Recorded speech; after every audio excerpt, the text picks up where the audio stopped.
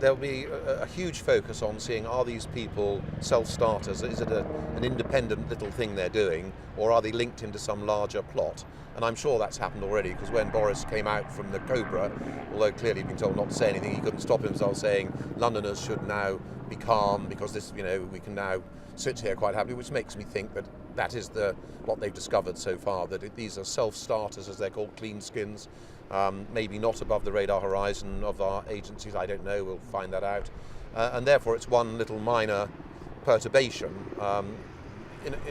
when we're under quite a high threat level anyway, so it's not a surprise. Okay, to return to this case, I mean, how worrying is it if, in a way, these people are not connected to some sort of network? I mean, is this something that the security services have been worrying for some time about? Yes, we've always been very concerned about people we might call self-starters who self-radicalise.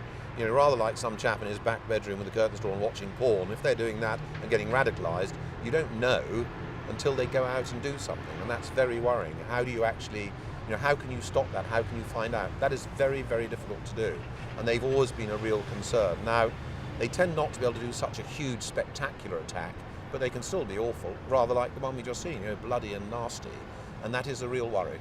Do you think we have the resources to deal, or do you think the security services, the police, are getting enough resources to deal with this sort of threat? Well, as I say, the trouble is with self-starters, you can't deal with it in a sense apart from tackling radicalisation. And we're trying to do that already, getting on the web, putting out a different message, spoiling the radicalisation message, talking to the Muslim communities, making sure the imams and all of those give the right messages. But it's a very long process. That's the only way you can get at it. You can't actually stop an attack like that because you don't know about it until it gets out.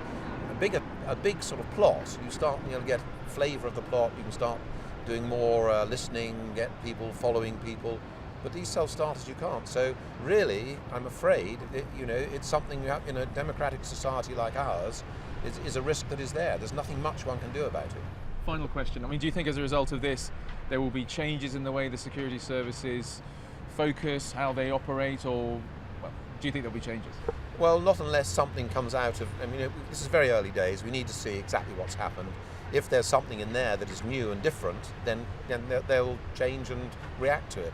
But the really important thing I think at the moment is, we are very resilient as a nation. We've been under very high threat levels for a long time. The reactions in Woolwich by some of the public were brilliant. We're quite tough as a nation.